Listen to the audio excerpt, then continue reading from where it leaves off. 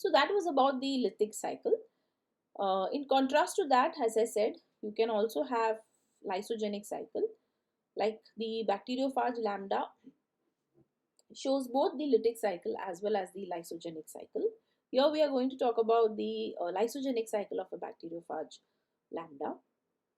So as I said, some viruses do not cause lysis and death of the host cell. These are called as lysogenic phages or even temperate phages, wherein they will incorporate their DNA into the host cell's DNA, or they will integrate the DNA into the host cell's DNA. And during this stage, the phage is going to remain latent or inactive. So it is not going to kill the cell or rupture the cell. And the host cell which participates in this process is called as a lysogenic cell. So this is how the process of bacteriophage replication takes place. So you have bacteriophages, that is the lambda bacteriophages, which can enter the lytic cycle or else the lysogenic cycle. Lytic cycle is what we just spoke about. As I said, they can either enter the lytic cycle or the lysogenic cycle. So as you can see, you have the phage head, phage DNA that is there, and the bacterial DNA that is there. For it to enter the lysogenic cycle, the first thing that happens is that the phage DNA is going to integrate itself into the bacterial DNA. That is, the circular phage DNA will recombine with the bacterial DNA to become what is called as a prophage. So you will have this thing which is being formed, which is called as a prophage.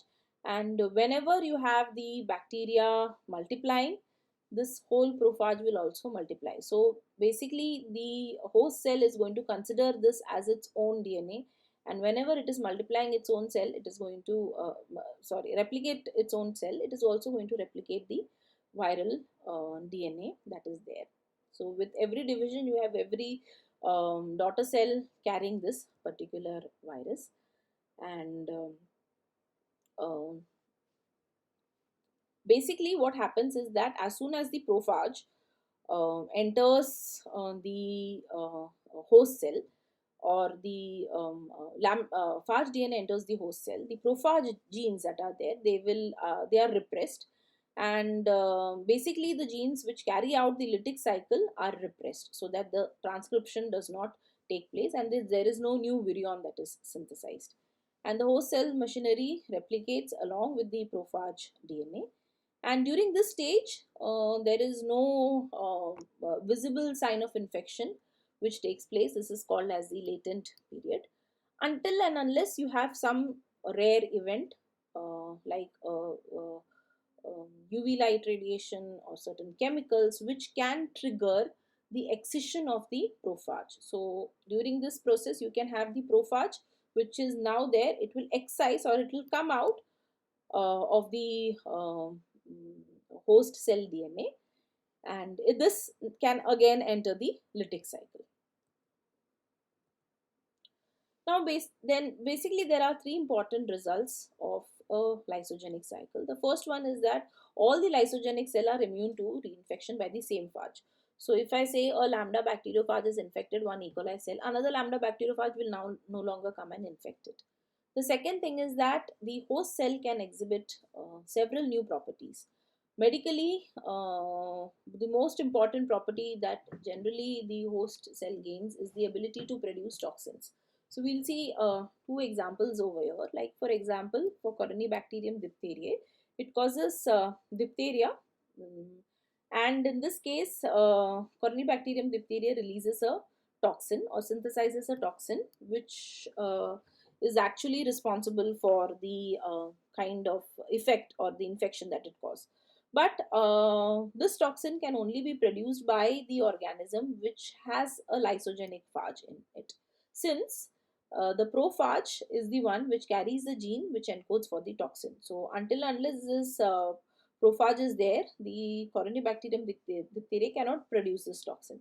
Same is the case with certain streptococci which can carry a lysogenic phage, and only then it is capable of producing toxic shock syndrome. In case of Clostridium botulinum also, it causes botulism, and it produces a toxin again which is encoded by the prophage gene itself. And the third thing is that in case of lysogeny, you can have specialized transduction that takes place. So basically, you have two types of transduction. You have generalized transduction and you have specialized transduction. So generalized transduction basically involves picking up of any of the bacterial gene and integrating itself with the phage DNA.